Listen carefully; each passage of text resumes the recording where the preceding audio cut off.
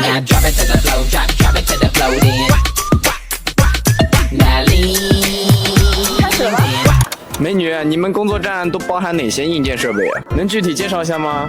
可以啊，这个呢就是我们一整个的单机工作站了。像我们这一款 BR-2010A 机器人啊，它最大可载范围是2116毫米，负载呢为6公斤，垂直关节6自由度。那这个呢就是我们的焊接电源了，采用的是大容深脉冲工艺，工艺啊更加先进，大大的节省了时间和成本。那这个呢就是我们的自动清枪站了，那清理焊箱喷嘴内飞溅的颗粒，解焊丝去小球，喷防飞溅剂3功能一体的。那这个呢就是我们的激光焊缝跟踪传感器，它可以识别多种类型的一个焊缝，大视距、抗弧光、抗飞溅都是它的特点。而且呢，它的设备体积比较小，便于安装。你心动了吗？感兴趣的朋友随时私信我吧。